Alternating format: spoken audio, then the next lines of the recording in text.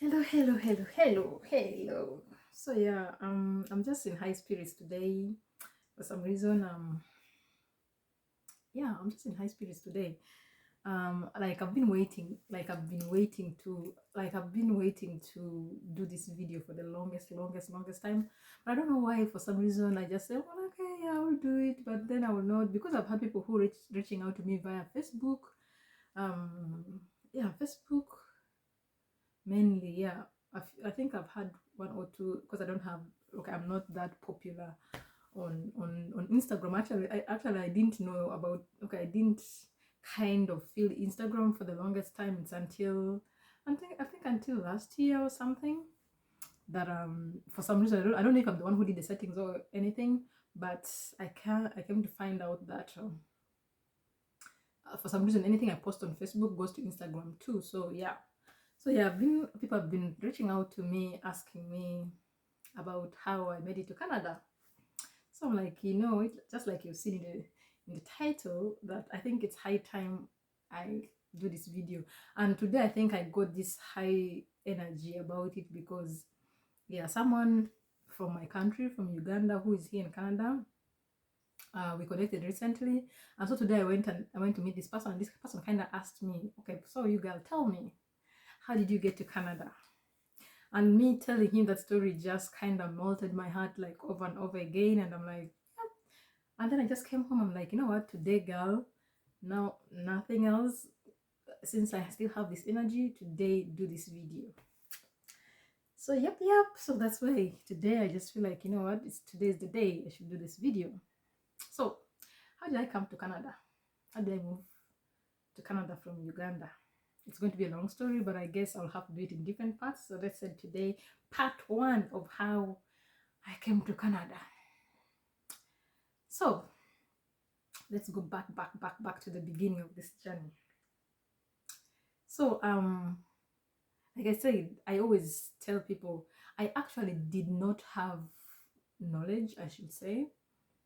Okay, quite a bit of knowledge, but not so much about this country called Canada.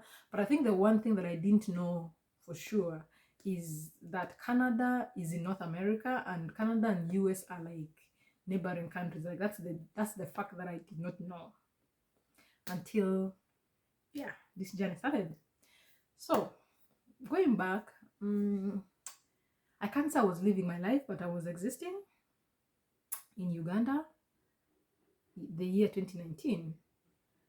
Yeah, but before this, thanks be to God Almighty, like God Almighty, because guys, I've always said, like, on my social media, on my Facebook, that this girl here, me, the chill favorite, my mom's daughter, one and only daughter, never ever in my wildest, I never, okay, I never had any dreams of ever having to leave Uganda in my lifetime. Like, it never crossed my mind. There were never signs ever at all.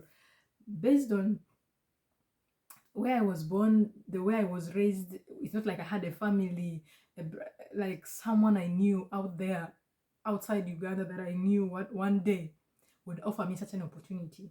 Never.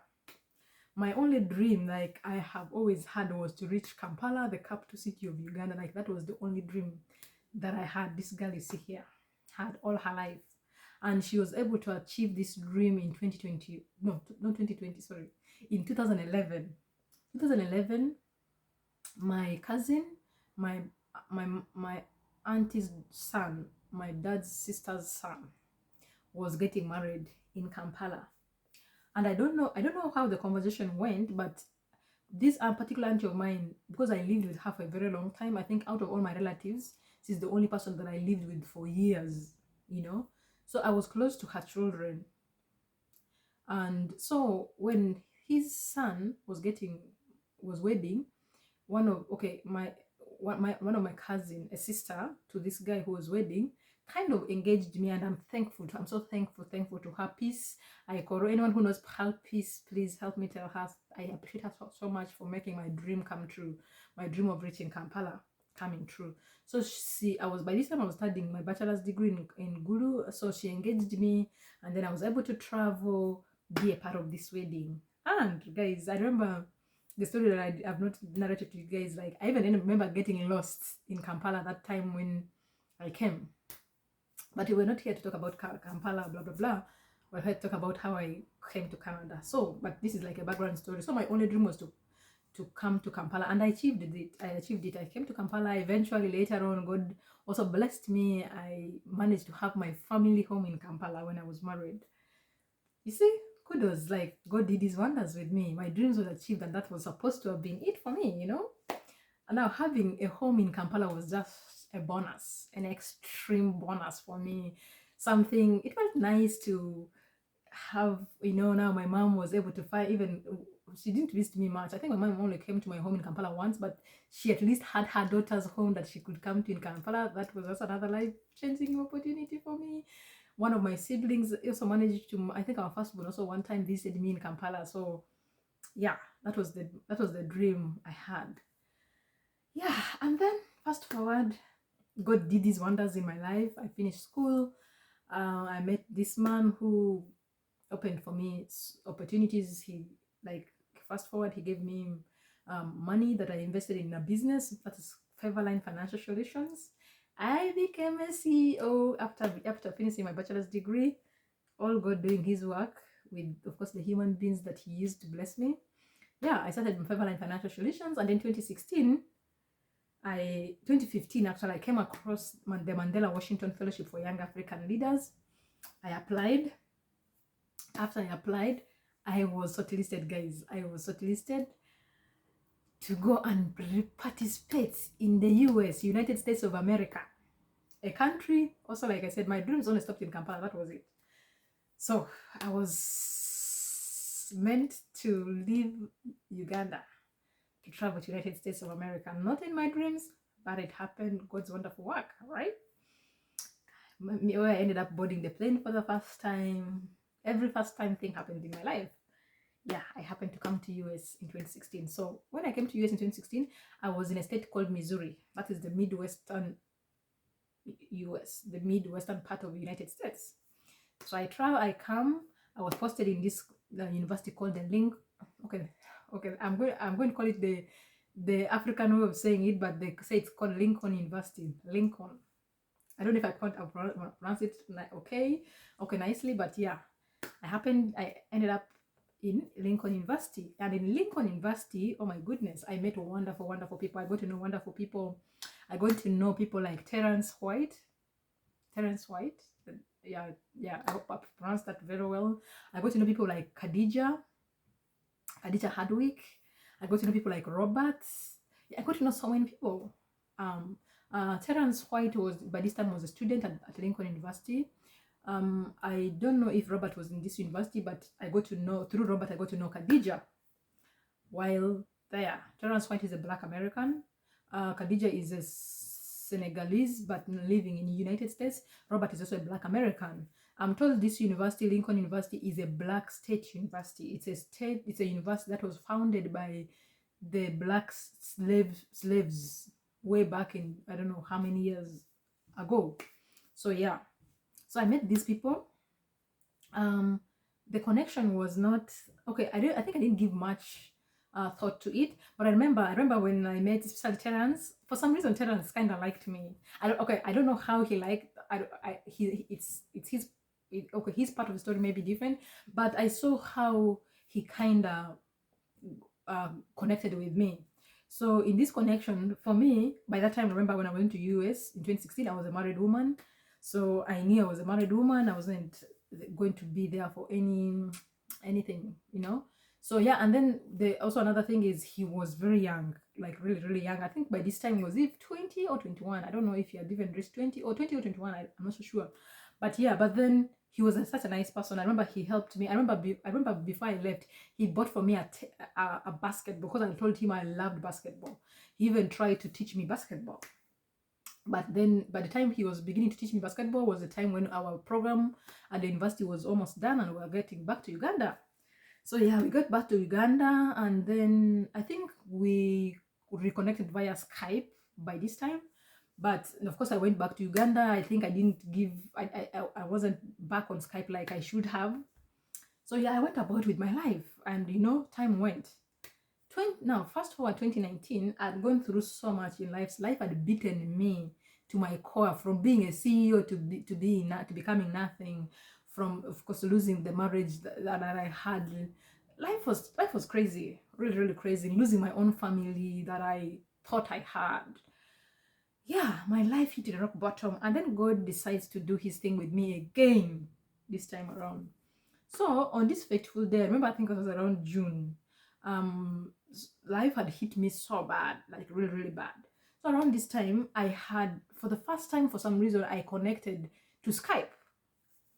I connected my Skype. I think no, I had not used my laptop to connect to internet for a very long time. So on this particular time, I decided to connect my laptop, which had my Skype account on internet. And when I did, oh my goodness, I found several messages. So favorite, hello favorite, how are you? How have you been? Are you okay? Is everything fine? Are you alive? It was Terrence White. So and then I just texted back like, hi, and immediately this guy calls me back. It's like, okay, what's going on with you? How have you been? You went quiet. What is the problem? So we ended up communicating, and along the way, yeah, we kept communicating, and along the way, I got to explain to him what was going on with my life and everything. And this guy decides that, you know what, favorite, I want to help you. And his best idea to want to help me was to get me from Uganda to come to United States. Yeah, and then was like, so okay, well, how do you think you can come to United States? I'm like, I don't know, but let me inquire. So I inquired, I inquired of how I could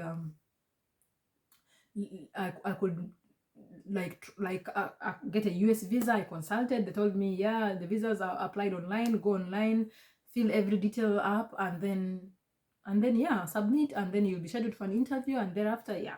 So I told him, and the procedure is, if you're coming to the United States and being invited by someone in the United States, the person needed to write for you a letter, an invitation letter. And Terrence did this as quickly as possible. He even gave me the money to process all the documentation. Like I said, life had beaten me to my core. Yeah, but God threw Terrence my way. So we started the process of applying for this visa.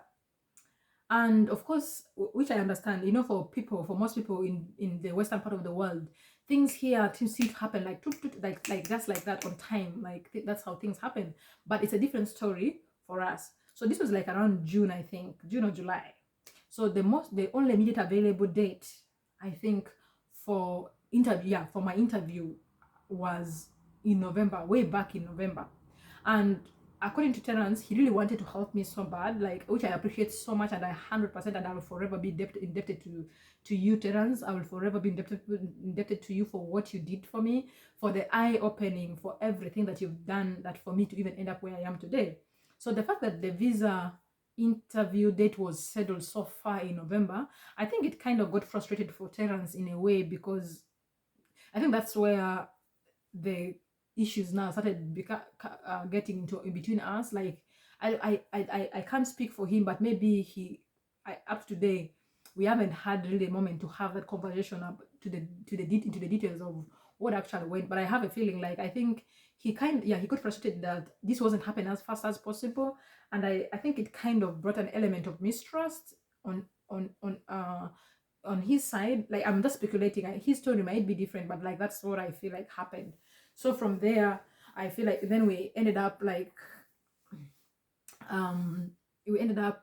with time there became a friction between us, even when it came to conversation. And to the extent, I remember he had promised to help me all through this process until I get to US, to even support me to get on my feet, to see then so that I can be able to support my family back home, and be, God willing, in the long run, help my daughter to come through. And trust me, this guy was willing to go, like, to go through it all for me, to put everything. Like, I remember us discussing, like, okay, what would be the possible ways, like, when you come to US, like, what would be the possible ways to get you back on your feet. I remember even this guy going to talk to someone at his workplace to see how best I could be helped well before I came, like, this guy went all out. Like, I don't know how you can meet some people in this lifetime and they just love you and they're willing to do so much and everything for you. Like, I don't know how I am able to deserve that, but all I can say is God. I don't know why God loves me so much. And sometimes, like, I feel so guilty that even despite all this love God has given me, all these wonderful things God has aligned in place just for me, I still defy God. Like, I still do things that don't give God glory. And yeah, yeah, I don't want to get emotional, honestly. Yeah, but that's what happened. So yeah, and then it kind of now was giving me cold feet as far as how these things would go, because yeah, we are now there was now disagreements coming between us, especially with terrorists, because like this was one person that I was counting on, you know, that would help me come to United States and get my life on. Like he was all in, like he was willing to go all the way for me, to support me, to get me on my feet, for my family, for and everything. So yeah, but then the situation between me and Terence was kind of getting intense as time was going. Like I said, the time he felt, he knew, like by this time around he had already known my situation, like what I was going through, and all he felt like the best solution for me was to get me to get out of Uganda, like to get the hell out of there and come to this place where he was willing to be the support system for me, like that. But yeah, things were taking their own time, and yeah, I feel like that's where his frustration came from. I'm not so sure if that's the truth, but like I said, at time T, maybe one day we'll meet and have that conversation, you know, to know like, okay, what was it for you on the other side. So as we're waiting for the visa to come through, then God also decides to use Khadija to reach out to me again. Khadija, I remember this time through Robert. I remember Robert texting me this time and be like, "Hey, favorite, you remember Khadija?" I'm like, "Yeah." Like, "Oh, by the way, Khadija is looking for you. She wants you to communicate." So she gave me Khadija's details, and I connected with Khadija, guys. Then Khadija is like, "Oh my goodness, girl, how are you? Long time, I miss you so much. How have you been? I can't wait, you know, to see you," and things like that. So yeah, the idea was like, okay, either would maybe one time meet in Senegal if she comes to Senegal, or she'll pass by to come and see me in Uganda or something like that. Or if I get an opportunity to come to United States, I'll come and see her in the United States. So that's when I was like, I actually told her, I'm like, "Oh, by the way, I've actually applied for a US visa, and the visa interview is in November." I think this was like a week, a month. I think this was like a month or so, a month or two to November, to my visa date, interview date. So she's like, "Oh, really? Oh my goodness, I wish and pray that you get this visa, because girl, I bought a house here. I've bought a house here, so you just know you have a home when you get to come to do that." This girl now hypes me up. Like, remember I told you I was already getting cold feet, especially with the situation that I was having with Terence by this time. So now Khadija comes and hypes me up and things like that. So yeah, fast forward, I eventually went for the visa interview. I actually went through with the interview. I got the visa. It is one of the simplest interviews I've ever had, but like, I thank God. Like, I just thank God for everything that he had done for me. And okay, just before I go, yeah, no, I'll bring that up later. Yeah, so I finally got the visa. Yeah, I got a visa. Yeah, I did the interview. I remember I did the interview 19th of November, and I was meant to pick the passport with a visa on 21st of November. Yeah, and when this happened, guys, I remember the day I was told, okay, yeah, okay, have a safe trip to United States. And like I said, that was one of the easiest interviews I've ever had. I remember I walked in, like, okay, remember when I came to US in 2016 under the Mandela Washington Fellowship for Young African Leaders. This is a state government program that I came for. So I think because of that background, I think it was easy, because when I came for this visa interview in 2019, I remember the first question they asked me, "Oh, hey, favorite, so how was your last trip to United States? Were you able to make connections? Were you able to meet?" Yeah, were you able to make connections? I was like, yes. Actually, that's the reason why I'm going back right now. It's like, oh, really? Wow. So, how was it like? I'm like, oh, that's great. I'm like, oh, so if you're able to make connection, that's great. So, yeah. But this time you're going, it's going to be cold. The last time you went was in summer, so this time it's going to be cold. I hope you're going to go prepared for it. I'm like, yes, definitely I'm going to have to go prepared. It's like, yeah, have a safe trip, so come for your visa on Friday. That's that. See how God does these things for his people, you guys. So yeah, that's what happened. So I remember getting out of the embassy, because you leave your phones outside. So I remember coming to the gate, picking my phone, and then I called Khadija. I'm like, hey girl, do you know what? I've been given the visa and they told me to pick it on Friday.